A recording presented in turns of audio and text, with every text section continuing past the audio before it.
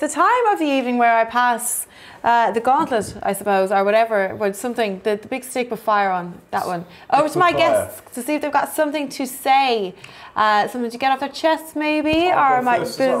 Oh, Stephen's jumping straight in there. Go ahead. Have you agreed this already? No, but go ahead, Stephen. I haven't heard any or something. Okay. Give us a preamble. What's this Norman about? Smith today, who's a BBC journalist, he was in Parliament covering a disabled protest, and a lady comes up behind him and says, "Oh, you can't film here." You know, because it's only Parliament and stuff like that, what we pay for and stuff. "Oh, you can't film here." He says, "Why not?" "Oh, it's part of the rules," she says. And he sort of, "Okay then." And this was live on air to camera. It looked really awkward. So I was thinking, you know, I remember when Kate Adie used to run around dodging bullets in some, you know, mysterious part of the world and that. And this is what it's come to with the BBC. And it's not just the BBC. Not just, it's just the cravenness of it and the naffness of it. And so my general something to say is more of a question really. Where are we at now with mainstream media? I mean, I do some work for a group called Real Media that tries to promote kind of alternative.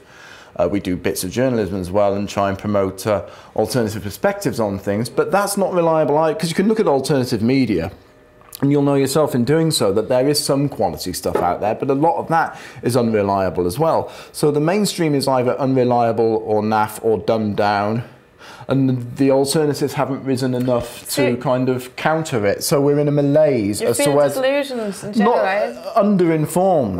Right. Or definitely with the BBC. I stay more informed. This is how I stay more informed, by not watching it at all and just guessing, because there's so much corporate guff and PR rip and read journalism. And I don't know if you know Nick Davis's work and how he's analysed an awful lot of this, but so much of it is bunk and PR and not in-house at all. It's just, like I say, from Reuters or AP or whoever else, probably MI6 or something like that.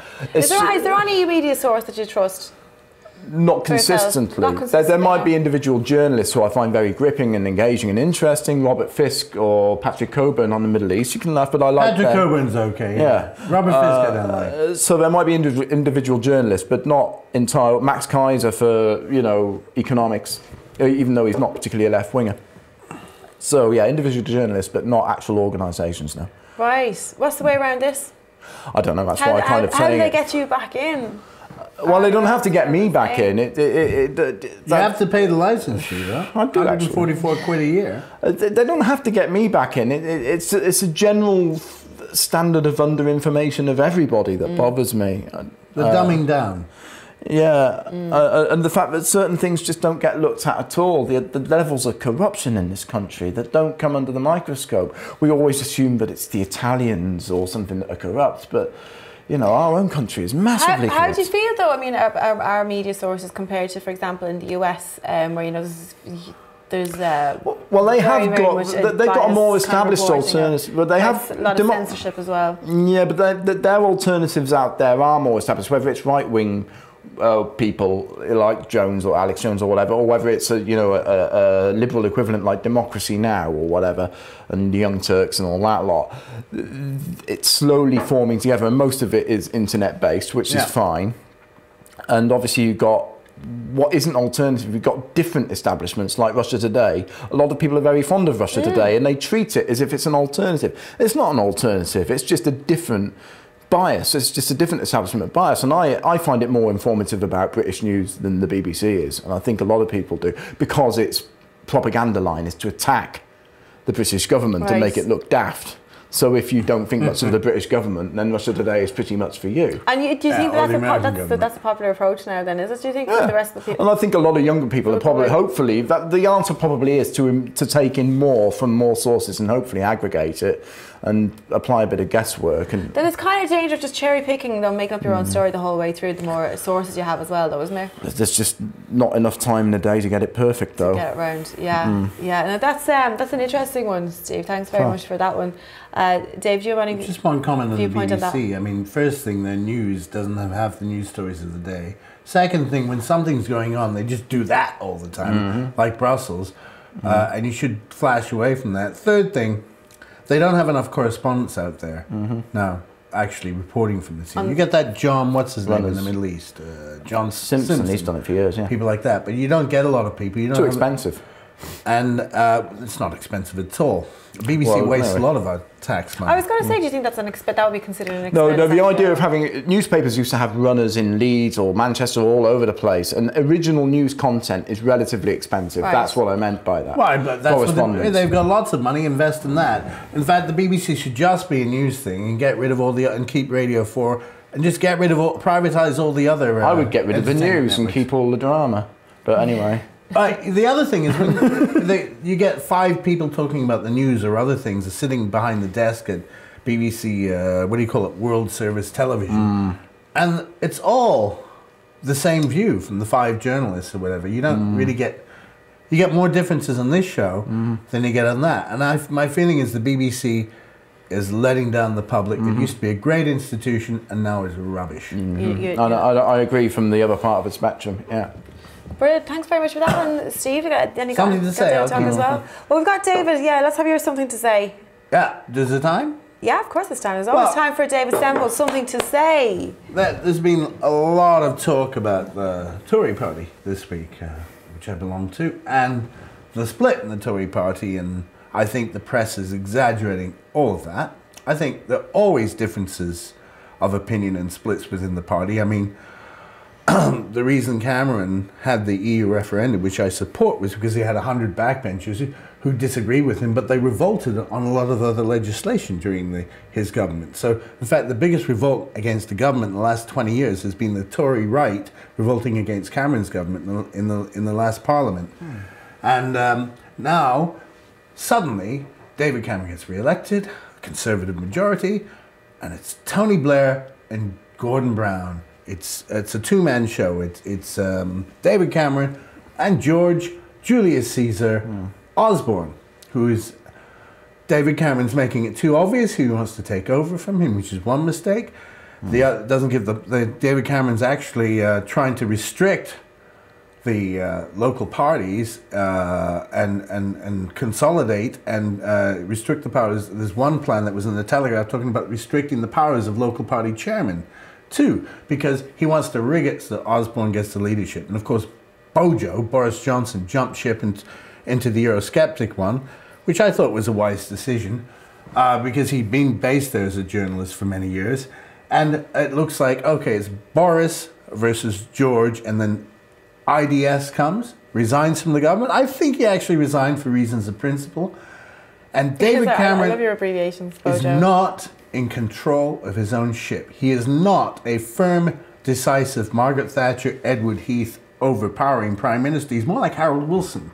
Is it coming to a lame duck kind of vibe about him? He's already, I hate to say it, he's already turning into a lame duck. And then George Osborne goes and, I'm going to do this policy. Oh, it's not popular. I'm going to change my mind. Why did you do it in the first place for a mere £1 billion disability?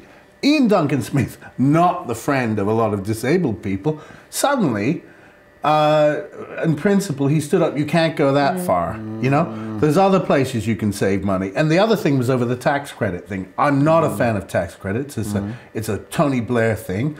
But when he was going to take the child tax credit down to 2 people, the Lords revolted, changed his mind. And how does George Osborne get into this mess? He doesn't know what he's doing. They might as well put Philip Hammond in the Treasury and put Osborne in the Foreign Office so we can get a fresh take in this government. But you need a man at the top who's ruthless and efficient and is in control of everything.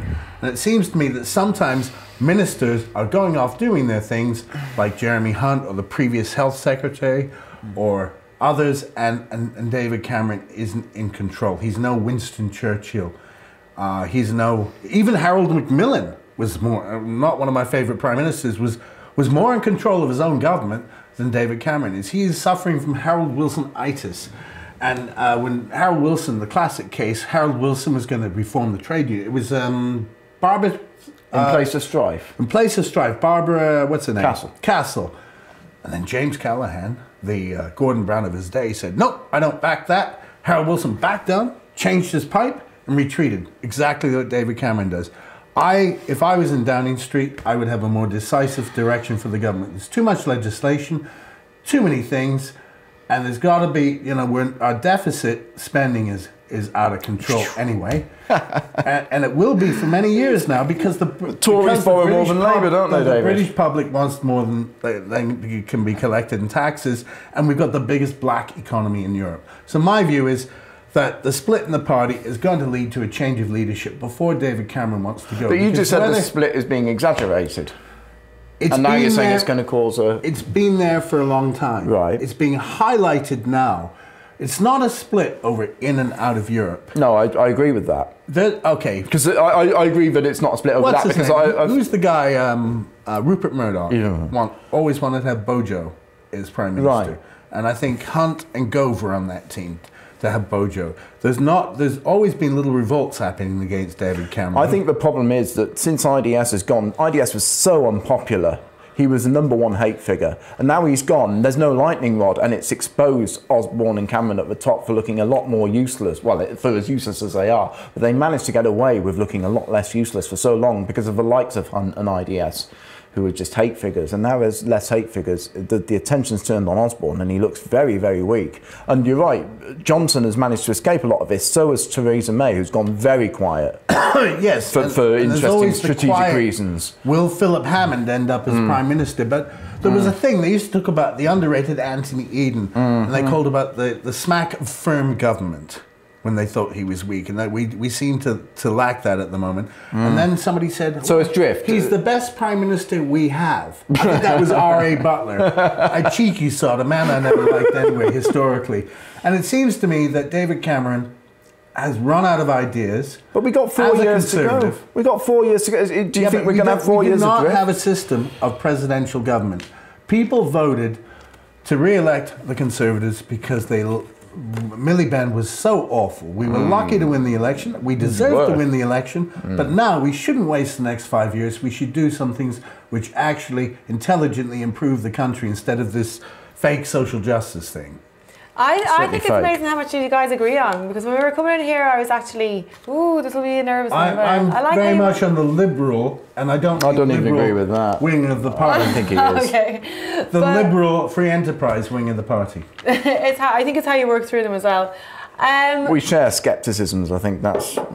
You definitely have a common ground, don't you? I hate to admit it, but it's true, yeah. Oh, you've admitted it on TV now, Steve, so that's it. Thanks very much for that one, and thanks for yours, Steve, as well. That was our Something to Say from our lovely guests. We're going to go for our last break of the evening, and when we come back, we're going to discuss the slightly more unusual stories of the day. Don't go anywhere.